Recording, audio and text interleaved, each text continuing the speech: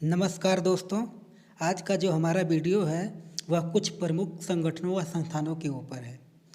तो आइए उन प्रमुख संगठनों या संस्थानों के बारे में जानते हैं। सबसे पहला संगठन जो है दोस्तों वह संयुक्त राष्ट्र है, जिसे इंग्लिश में यूनाइटेड नेशन कहते हैं। अगर हम इसके स्थापना वर्ष की बात करें तो वह 24 अक्टूबर 1945 है। इसके मुख्यालय की अगर बात किया जाए तो वह न्यूयॉर्क में है, जो कि संयुक्त राज्य अमेरिका का एक प्रांत है। वर्तमान में यूएन के अध्यक्ष महासचिव की अगर हम बात करें तो एंटोनियो गुटेरस हैं, जो कि पुर्तगाल के रहने वाले हैं।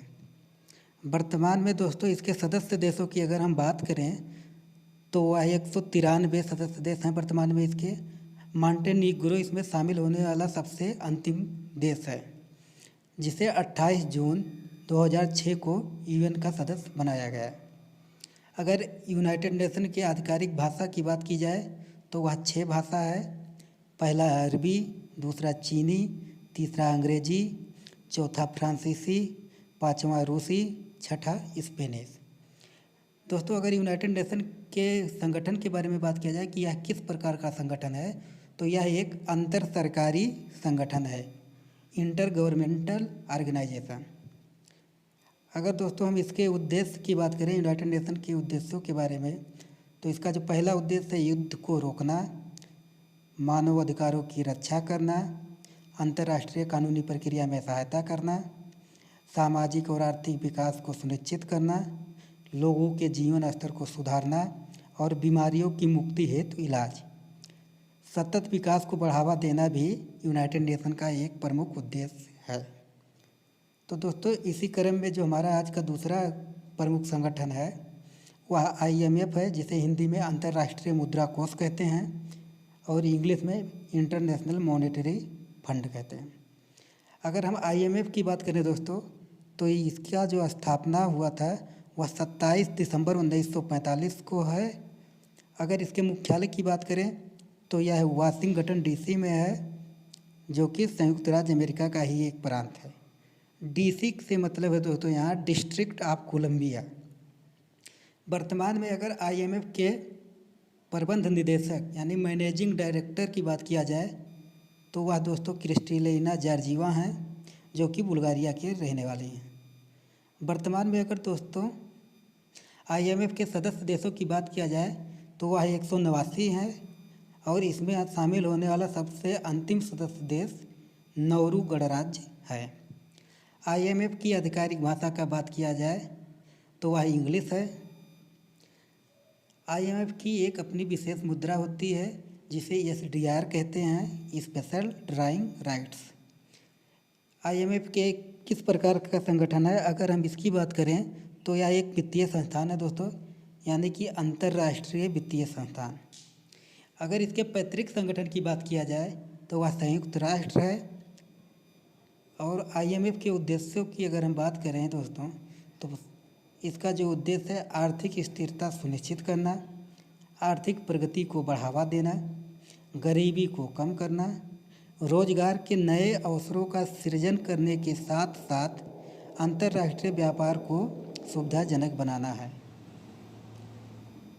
अगर दोस्तों हम आज के अपने वीडियो में देखें तो हमारा जो तीसरा संगठन है वह विश्व बैंक है, जिसे इंग्लिश में वर्ल्ड बैंक कहते हैं। अगर हम विश्व बैंक की स्थापना की बात करें दोस्तों, तो इसकी स्थापना जुलाई 1945 को हुआ था और विश्व बैंक का जो मुख्यालय है वह भी वाशिंगटन डीसी में ही है, जो कि यूएसए का ही एक प्रांत है। अगर वर्तमान में विश्व बैंक के सदस्य देशों की बात करें तो वर्तमान में इसके भी 189 सदस्य देश हैं और वर्तमान में इसके अध्यक्ष की अगर हम बात करें तो विश्व बैंक के जो वर्तमान में अध्यक्ष हैं वह डेविड मालपास हैं। अगर यह किस प्रकार का संगठन है इसकी बात किया जाए दोस्तों, तो यह भी एक मौद्रिक अंतर्राष्ट्रीय वित्तीय संगठन है। अगर दोस्तों हम इसके पैतृक संगठन की बात करें विश्व बैंक के, तो वह विश्व बैंक समूह है। विश्व बैंक समूह से ही पता चल रहा है दोस्तों कि इसके अंतर्गत कई संस्थाएं या संगठन हैं जो आते हैं, उन्हीं में से एक विश्व बैंक भी है दोस्तों।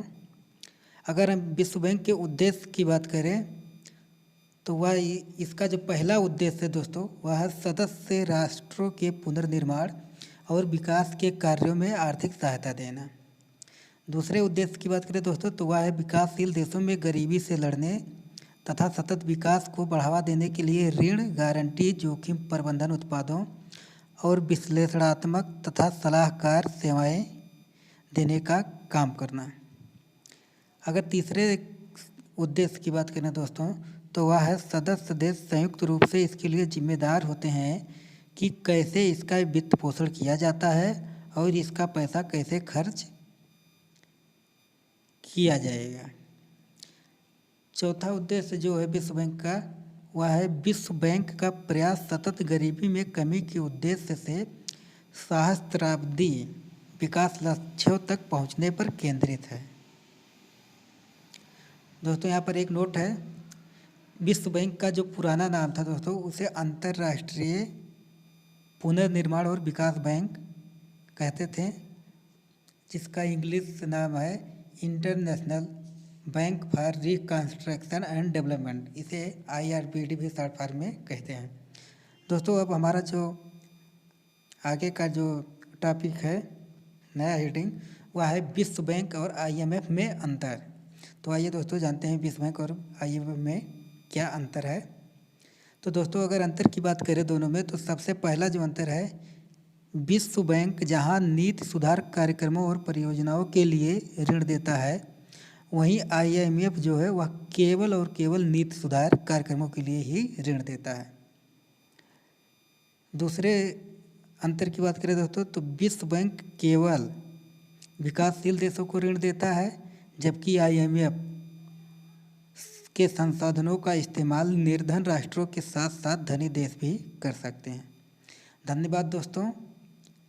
मैं आशा करता हूं कि आपको हमारा यह वीडियो पसंद आया होगा, और अगर दोस्तों आपको यह वीडियो पसंद आया है तो आप इसको लाइक करें और हमारे इस YouTube चैनल को सब्सक्राइब करें, और इस वीडियो को शेयर करना बिल्कुल ही ना भूलें।